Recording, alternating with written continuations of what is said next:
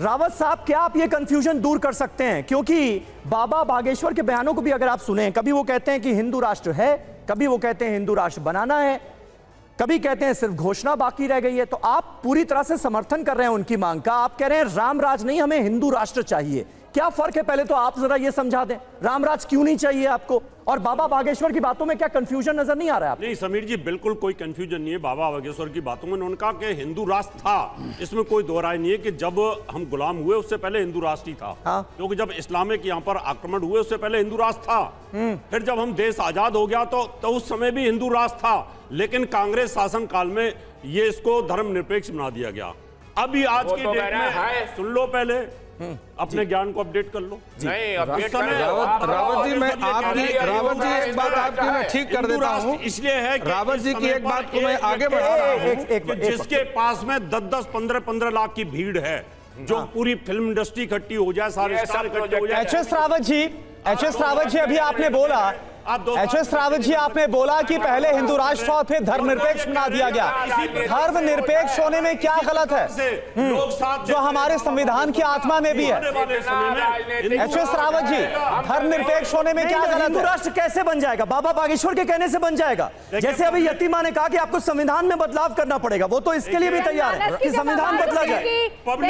यहाँ पर एक बात रावत जी की बात को ठीक करना चाह रहा हूँ कि इस देश का जब विभाजन हुआ 1947 में, इस देश का विभाजन धर्म के नाम पर हुआ। शास्त्री जी, ऐसे कंफ्यूजन होता है ना एक एक करके। हिंदू राष्ट्र बनना चाहिए।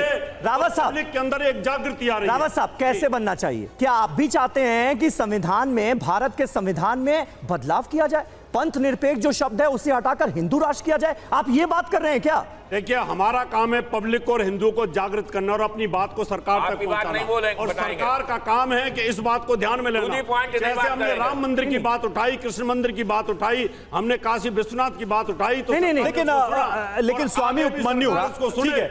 देखिए, रावत जी की एक बात मैं स्पष्ट करना चाह रहा हूं। वो सवाल सबसे बड़ी बात यह है कि जिस समय 1947 में देश का विभाजन हुआ जी, ये धर्म के आधार पर हुआ। जो इस्लामिक धर्म को मानने वाले थे वह पाकिस्तान में चले गए, और जो हिंदू धर्म को मानने वाले थे वो पाकिस्तान में। भारत आगे धर्म के आधार पर ही देश का तमाम मुसलमान ऐसे थे जिन्होंने इस देश में आस्था रखी। उन्होंने कहा कि हमारे लिए भारत सर्वोपरि है।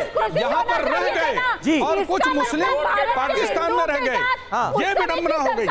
आज जरूरत यह है कि यहाँ जो इस्लामिक रहते हैं जी, अब इतने अधिक इस्लामिक लोग हैं कि आप उनको वापस भेज नहीं सकते हैं, वो यहीं रहेंगे और उनके साथ ही आपको मिल करके रहना पड़ेगा।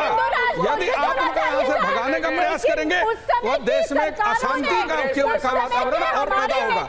इसलिए राम राज्य की आवश्यकता है। यतीमा, लेकिन आप तो बाबा बागेश्वर का विरोध कर रही हैं। फिर एक मिनट शास्त्री, यतीमा, फिर तो आप बाबा बागेश्वर का विरोध कर रही हैं, क्योंकि बाबा बागेश्वर ये कहते ही नहीं कि संविधान में हमें बदलाव चाहिए। वो तो कहते हैं है हिंदू राष्ट्र, बस घोषणा बाकी है। घोषणा कैसे होगी? घोषणा का तरीका तो सरकारें ढूंढेंगी ना। जब 100 करोड़ हिंदुओं का एक मत होगा तो सरकारों को रास्ता ढूंढना पड़ेगा।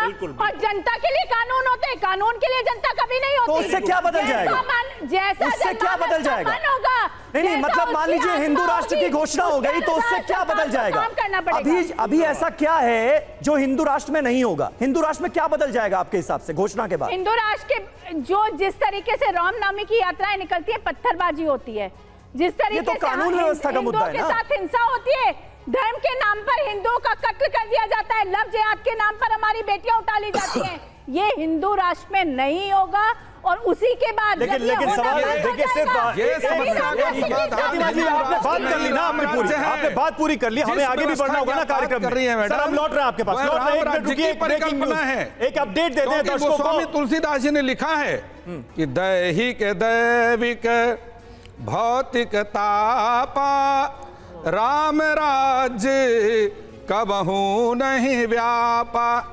जो व्यवस्था आप चाहती हैं कि यहाँ पर मुसलमानों के द्वारा हिंदुओं के ऊपर पत्थर फेंके गए, यह तभी संभव हो सकता है जब यहाँ पर राम राज्य की स्थापना हो। चलिए ठीक है, और देखिए एक खबर आ रही है, उसका हमें रुक करना होगा। देख लेते हैं कि टीवी 9 भारतवर्ष के साथ इंटरव्यू में बाबा बागेश्वर ने हिंदू राष्ट्र पर क्या कहा था। बाबा बागेश्वर ने क्या कहा था, वो बयान सुनवाइए। आपके बारे में सुना और देखा, आप एक धर्मनिरपेक्ष पंथ निरपेक्ष राष्ट्र को हिंदू राष्ट्र बनाने की कोशिश में लगे हुए हैं। क्यों? भारत पंथ निरपेक्ष है, धर्म निरपेक्ष नहीं है। इसलिए हमारा ध्येय और सिद्धांत केवल और केवल इस कारण से भारत हिंदू राष्ट्र होना चाहिए। बार बार जातिवाद की वैमनस्यता, बार बार जातियों की कुरीतियां फैलाना, भारत के अंदर असामाजिक तत्वों के द्वारा भगवान राम की यात्रा पर पत्थर फेंकना, पालघर के संतों को बर्बरता निर्दयता के साथ मारना, रामचरितमानस जो हमारे भारत का एक ऐसा आधार है, भगवान राम यहाँ के कण-कण में व्याप्त हैं, उन भगवान राम की जीवन गाथा जिस पवित्र पावन ग्रंथ रामचरितमानस में लिखी, उसकी प्रतियां जलाना, ऐसी परिस्थिति में भारत को हिंदू राष्ट्र बनाना ही आवश्यक है। तभी भारत की यह अंदर अंदर की लड़ाई शून्य हो सकती है।